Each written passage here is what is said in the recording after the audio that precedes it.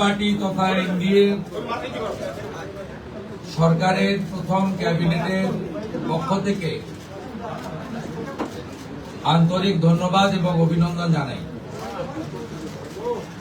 আমরা যে গুরুদায়িত্ব নিয়েছি, চলার পথে সংবিধানের চতুর্থ স্তম্ভ মিডিয়ার একটি গুরুত্বপূর্ণ ভূমিকা রয়েছে। আপনাদের পরামর্শ এবং সহযোগিতা ভারতীয় জনতা পার্টির পরিচালিত ক্যাবিনেট আন্তরিকতার সঙ্গে আশা করে। আমরা আজকে প্রথম ক্যাবিনেটের মিটিং করেছি। আমার সাথে মন্ত্রিসভায়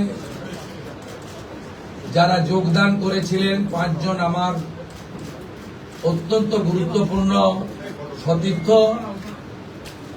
সম্মানীয় দিলীপ ঘোষ মহোদয়, সম্মানীয় অগ্নিমিত্রা পাল, সম্মানীয় অশোক কীর্তনিয়া, সম্মানীয় ক্ষুদিরাম টুডু, সম্মানীয় নিশীথ প্রামাণিক, তারা আজকের এই ক্যাবিনেটে গুরুত্বপূর্ণ ক্যাবিনেটে অংশগ্রহণ করেছে।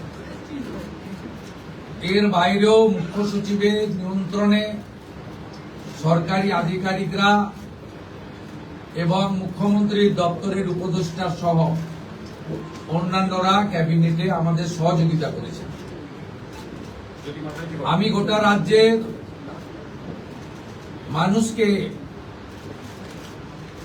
ডক্টর শ্যামাপ্রসাদ মুখার্জির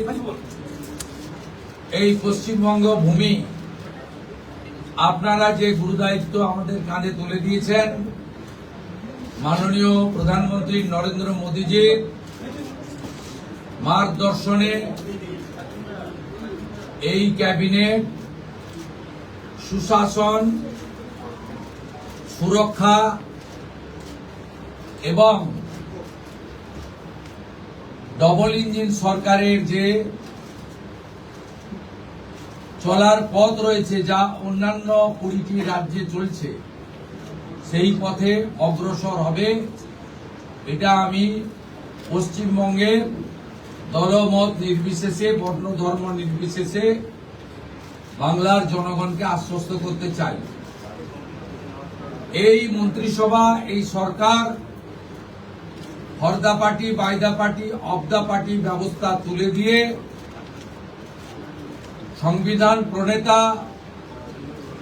প্রাতঃস্মরণীয় ডক্টর বাবা সাহেব আম্বেদকরের সংবিধানের প্রধান যে ভাষা for the people, by the people, of the people ভিত্তিতে চলবে।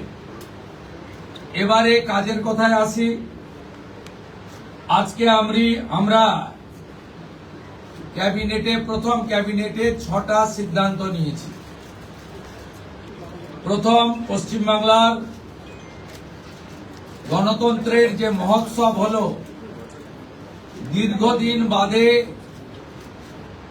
মৃত্যুহীন, ভয়মুক্ত, অবাধ নির্বাচন গোটা ভারতবর্ষ কেন, গোটা পৃথিবীর মানুষ দেখল।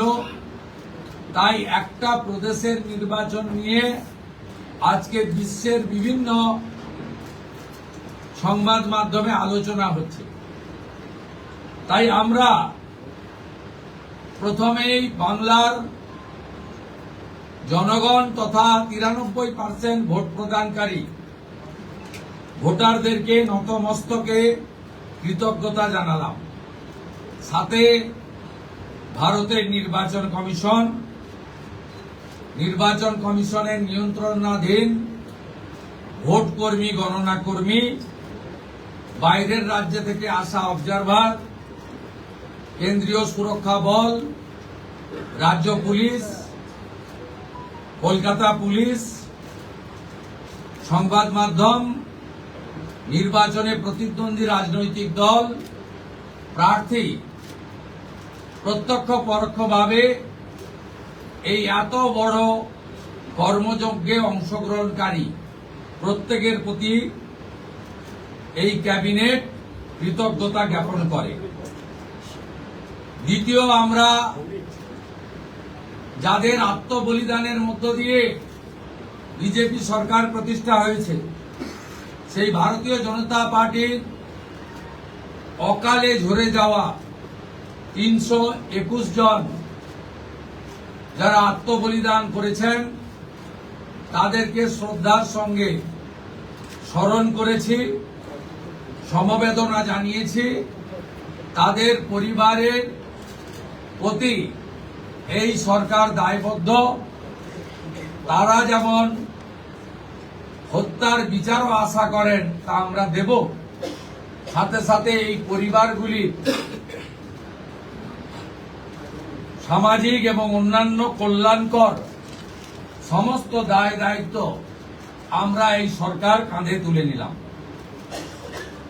আমাদের দেশের সুরক্ষার প্রশ্ন, পশ্চিমবঙ্গের সুরক্ষার প্রশ্ন এবং যেভাবে জনবিন্যাস বদলে গেছে, আজকে আমরা প্রথম দিনই আমরা কেন্দ্রীয় স্বরাষ্ট্র দপ্তর তথা বিএসএফ এর সীমান্ত সুরক্ষিত করার জন্য জমি ট্রান্সফার প্রক্রিয়া আমরা আজকে অনুমোদন দিলাম এবং আজ থেকেই ল্যান্ড ট্রান্সফার প্রক্রিয়া শুরু হবে। ভূমি ও রাজস্ব সচিব তাকে এবং মুখ্য সচিবকে দায়িত্ব দেওয়া হলো 45 দিনের মধ্যে বিএসএফ এর প্রয়োজনীয় জমি হস্তান্তর সম্পূর্ণ করতে হবে, যা আমাদের কেন্দ্রীয় স্বরাষ্ট্রমন্ত্রী নির্বাচনের আগেই বলেছিলেন। এই কাজটা আজকে প্রথম ক্যাবিনেটে আমরা করলাম। মাননীয় প্রধানমন্ত্রী নরেন্দ্র মোদীজি তিনি বলেছিলেন প্রথম ক্যাবিনেট মিটিংয়ে আমরা আয়ুষ্মান ভারতে যুক্ত হব। আমরা আয়ুষ্মান ভারতে যুক্ত হলাম এবং সংশ্লিষ্ট দপ্তর কেন্দ্রীয় স্বাস্থ্য দপ্তরের সঙ্গে প্রয়োজনীয় যে এগ্রিমেন্ট অন্যান্য যে বিষয়গুলি রয়েছে সেটা স্বাস্থ্য সচিব, মুখ্যমন্ত্রীর দপ্তরের উপদেষ্টা এবং মুখ্য সচিব মিলিতভাবে অতি দ্রুত সম্পন্ন করবেন। অর্থাৎ আজ থেকে মাননীয় প্রধানমন্ত্রীর ঘোষিত পশ্চিমবাংলার মানুষের প্রতি যে কমিটমেন্ট আজকে ভারতীয় জনতা পার্টির ক্যাবিনেট সেটা সম্পূর্ণ করল।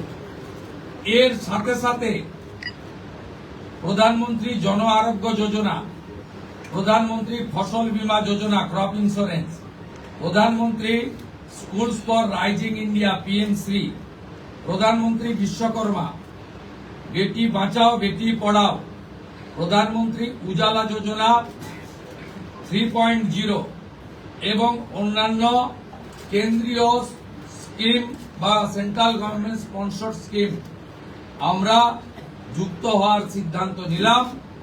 বিশ্বকর্মা যোজনায় আমাদের যারা বিশ্বকর্মা আছেন, হাতের কাজ করেন, আমাদের কামার কুমোর থেকে কুম্ভকার, স্বর্ণকার থেকে মালাকার থেকে তাঁতি থেকে নাপিত থেকে সবাই যারা 8,65,000 আবেদন করে রেখেছিলেন, আগের সরকার যাদের আবেদন জেলা শাসকদেরকে দিয়ে কেন্দ্রের এমএসএমই দপ্তরে পাঠাতে দেননি, আমরা দ্রুত ওই 8,65,000 পিটিশনকে পাঠানোর ব্যবস্থা নিলাম।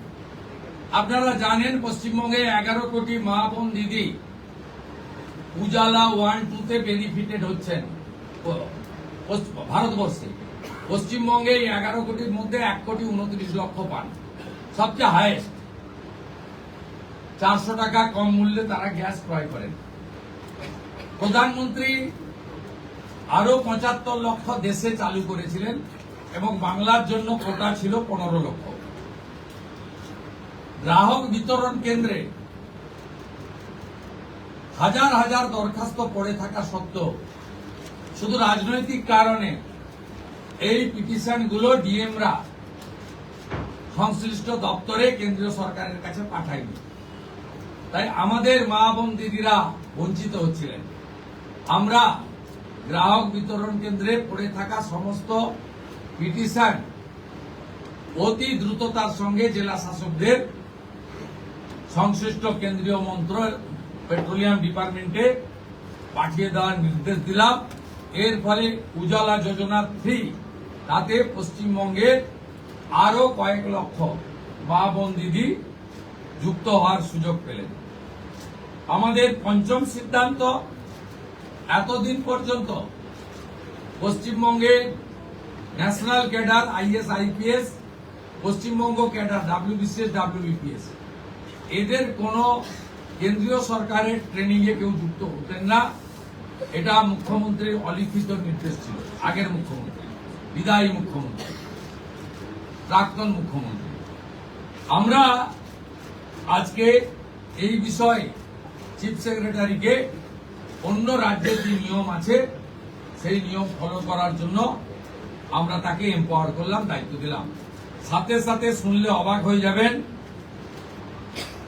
বিএনএস ভারতীয় ন্যায় সংহিতা, যা মাননীয় প্রধানমন্ত্রী নরেন্দ্র মোদীজির নেতৃত্বে কেন্দ্রীয় স্বরাষ্ট্রমন্ত্রী মাননীয় অমিত শাহজি পার্লামেন্টে দুটো কক্ষে অনেক আগে অনুমোদন করেছেন, রাষ্ট্রপতি মহোদয়ের সই হয়েছে, রুল হয়ে গেছে। আমরা আশ্চর্য হয়ে গেছি যে এখানে বিএনএস কার্যকর করা হয়নি, অর্থাৎ অত্যন্ত অবৈধভাবে সংবিধানকে বৃদ্ধাঙ্গুষ্ঠ দেখিয়ে আগের সিআরপিসি আইপিসি চলছিল। আজ থেকে বিএনএস এ যুক্ত হলো পশ্চিমবঙ্গ সংবিধান মেনে। আগের সিআরপিসি আইপিসি এই আইন আর থাকলো না।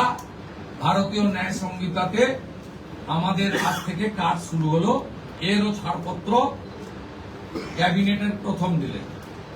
ষষ্ঠ সিদ্ধান্ত, মাননীয় স্বরাষ্ট্র ও সমবায় মন্ত্রী অমিত শাহজি নির্বাচন প্রচারে রায়দিঘি থেকে বলেছিলেন যে 2015 সালের পরে পশ্চিমবঙ্গে কোনো রিক্রুটমেন্ট হয়নি, তাই প্রচুর শিক্ষিত যুবক যুবতীর বয়স চলে গেছে।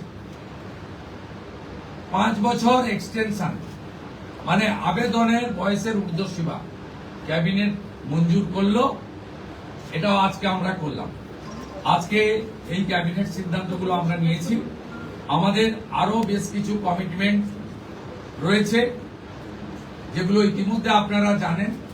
আমরা পরবর্তী সোমবার আবার একটি ক্যাবিনেট মিটিং করব। সেক্ষেত্রে আমাদের আরো আমাদের আরজিকর সহ নারী নির্যাতনের বিষয়ে, প্রাতিষ্ঠানিক দুর্নীতির বিষয়ে, পে কমিশনের বিষয়ে, এরিয়া ডি এর বিষয়ে, এই যে বিষয়গুলি আছে আমরা পরবর্তী ক্যাবিনেটে সেগুলো করব। কারণ আমরা আমাদের যে অফিসিয়াল কাজকর্ম দেখে আমাদের খুব বেশি সময় আমরা পাইনি। আজকে প্রথম কাজের দিন সরকার গঠন হওয়ার পরে আপাতত যে কাগজগুলো রেডি ছিল তার উপরে ক্যাবিনেট আমরা এই সিদ্ধান্তগুলো নিয়েছি, কার্যকর হবে। আপনাদের মধ্যে বাংলার গণদেবতা জনতা জনার্দনকে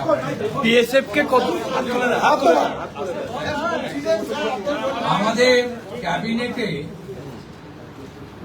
মাননীয় মুখ্যমন্ত্রী প্রয়োজন হলে নিশ্চয়ই সাংবাদিকদের সঙ্গে কথাবার্তা বলবে, প্রশ্ন উত্তরেও অংশগ্রহণ করবে, কিন্তু সেটা প্রয়োজন ভিত্তিক। ক্যাবিনেট ব্রিফিং নেক্সট ক্যাবিনেট থেকে মাননীয় সিনিয়র মিনিস্টার দিলীপ ঘোষ এবং মাননীয় সেকেন্ড টাইম এমএলএ তথা মন্ত্রী অগ্নিমিত্রা পাল মহোদয় ব্রিফ করবেন। পরের সপ্তাহ থেকে দুজন মিলে করবে, একই পয়েন্টে করবেন, নিজেরা করে আমি জনস্বার্থে একটি গুরুত্বপূর্ণ তথ্য দেব যে কিভাবে পশ্চিমবঙ্গে যে সরকারকে মানুষ রিজেক্ট করেছে, ক্ষতি করে দিয়ে গেছে। অনেক কিছু পাবেন পরপর।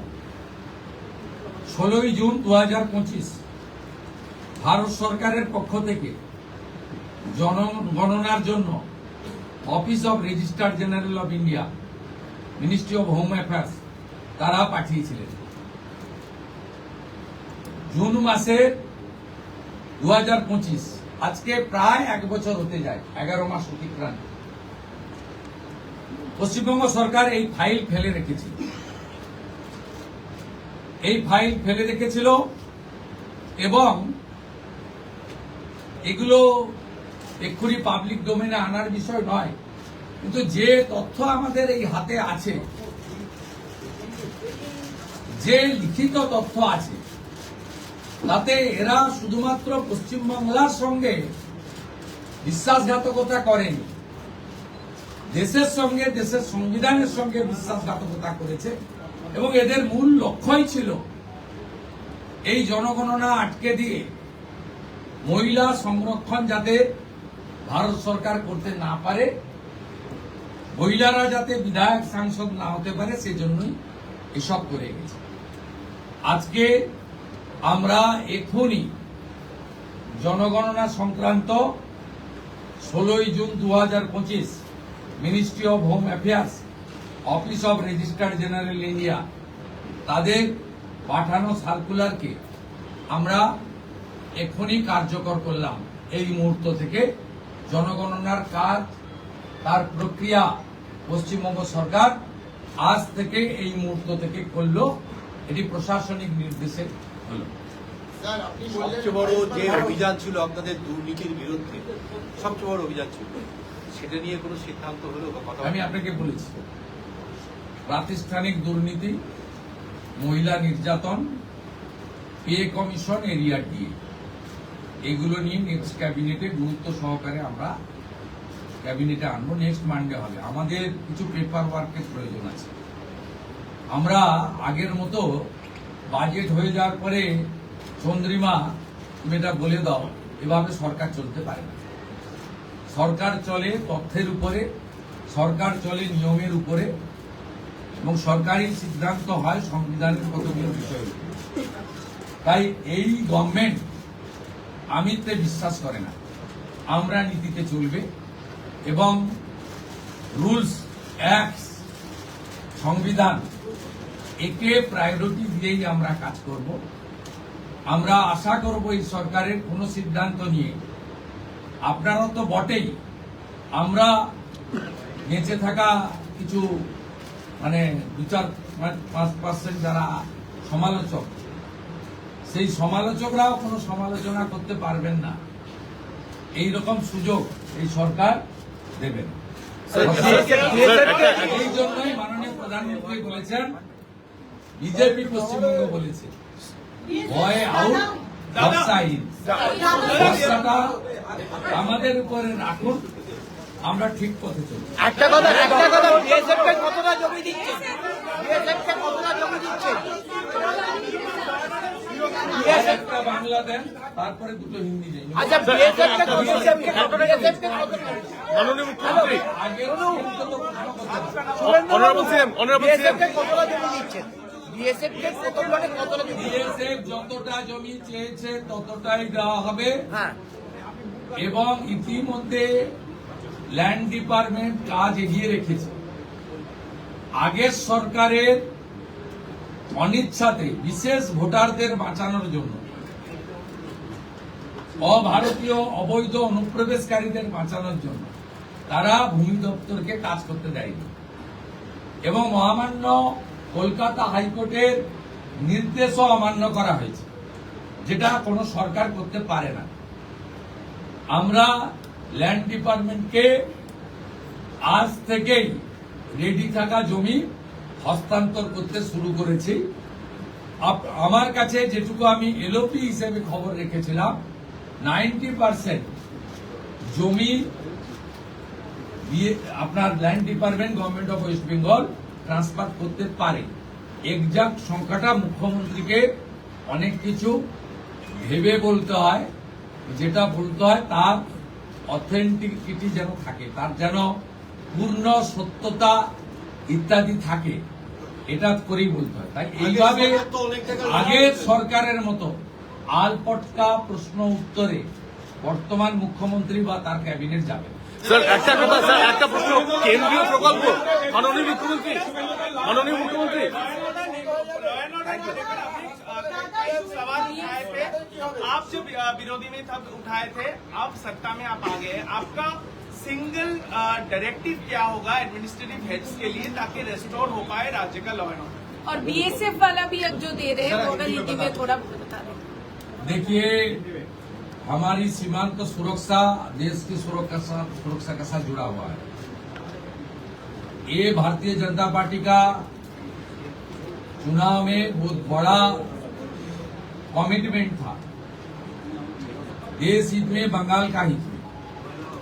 इसलिए आज पहले कैबिनेट में हम लोग बीएसएफ को लैंड ट्रांसफर करने का डिसीजन ले लिया है। लैंड डिपार्टमेंट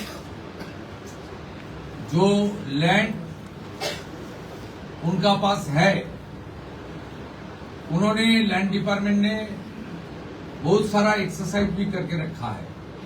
वो लैंड ट्रांसफर आज से शुरू होगा और पूरा के पूरा लैंड माननीय गृह मंत्री जी ने जिस तरीके से बताया था, ऑनरेबल प्राइम मिनिस्टर ने जिस तरीके से उनका गाइडेंस हम लोग को मिला, उनका इंस्ट्रक्शन मिला, पहले कैबिनेट ये आने वाला 45 डेज के अंदर पूरा के पूरा जमीन एमएचए को ट्रांसफर करेगा, बीएसएफ फेंसिंग पूरा कर देगा और इलीगल इन्फिल्ट्रेटर्स का जो हमारी प्रॉब्लम चल रहा है ये भी कुछ दिन के अंदर रिजॉल्व हो जाएगा। ये डिसीजन कैबिनेट ने लिया है।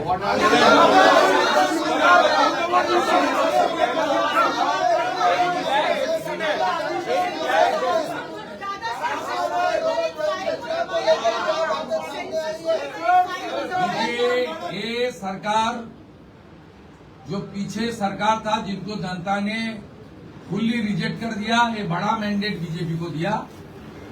ये सरकार केवल तुष्टीकरण, परिवारवाद, इंस्टीट्यूशनल करप्शन, महिला के ऊपर अत्याचार, गवर्नेंस को खत्म नहीं किया, देश की कॉन्स्टिट्यूशन को भी चैलेंज कर दिया। 16 जून 2025 ministry of home affairs, office of registered general India notification किया था। आज तक 1 साल होने वाला है। ऑनरेबल होम सेक्रेटरी का खत है, इसके ऊपर बहुत सारा ऑफिसर का नोट है जो हमारी गवर्नमेंट का सीक्रेट पेपर्स है। ये लोग सेंसस को रोक के रखा था। ये सेंसस रोक के रखने के लिए इसका एक ही प्लानिंग एक्ट था।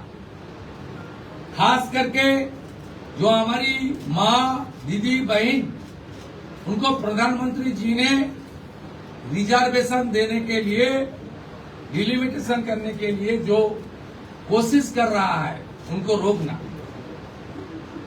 ये बहुत, हम लोग इसको फैक्ट फाइंडिंग कमेटी भी करूंगा, इसलिए कौन इसके साथ जिम्मेदार है वो तो आने वाला। लेकिन आज एडमिनिस्ट्रेटिव ऑर्डर कर दिया हम लोग, आज से ही सेंसस का काम शुरू हो जाएगा। 11 महीने के बाद ये इम्प्लीमेंट हो रहा है, इसलिए आपको सामने मैं इसका खुलासा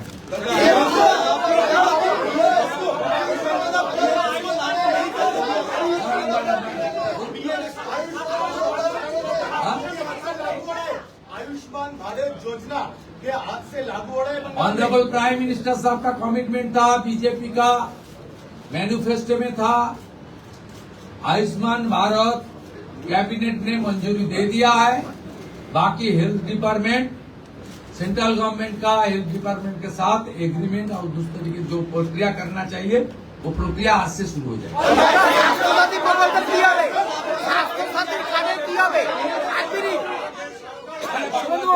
শুভেন্দু বাবু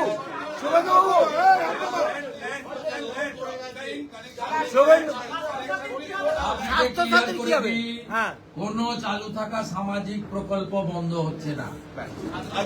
কোন সামাজিক চালু থাকা প্রকল্প, এটা আমরা আমাদের কর্মসূচি মানে প্রচারকালীনও বলেছি। কোন চালু থাকা সামাজিক প্রকল্প সে 30 বছর আগের হতে পারে, 10 বছর আগের হতে পারে, কোন সামাজিক প্রকল্প আমরা বন্ধ করছি না। আমরা পেপারলেস অফিসও করব। আমরা সমস্ত পোর্টালগুলোকে আপডেটও করব এবং সমস্ত বেনিফিশিয়ারি ডিবিটির মাধ্যমে, যেটা নরেন্দ্র মোদীজির নেতৃত্বে দেশের সরকার করেছে, ডাইরেক্ট বেনিফিট ট্রান্সফারের মাধ্যমে হবে এবং সবটাই স্বচ্ছতার সঙ্গে হবে। আপনার প্রশ্নের উত্তরে আমি পরিষ্কার বলে দিই, যে স্কিমটার কথা আপনি বলেছেন, আমি শুধু ওই স্কিমটা নয়, চালু থাকা কোনো সামাজিক কল্যাণকর কর্মসূচি বন্ধ এই সরকার করছে না, কিন্তু ট্রান্সপারেন্ট স্বচ্ছতার সঙ্গে সেগুলো হবে। কোন মৃত ব্যক্তি তিনি কোন সামাজিক প্রকল্পের সুযোগ পেতে পারেন না, আপনিও বলবেন না পাওয়া উচিত না। কোন অভারতীয় তিনি ভারতের কোন প্রদেশ বা জাতীয় সরকারের কোন বেনিফিট তার পাওয়া উচিত নয়। অর্থাৎ আমার প্রশ্নে, আপনার প্রশ্নের মধ্যে আমার সব উত্তর আছে।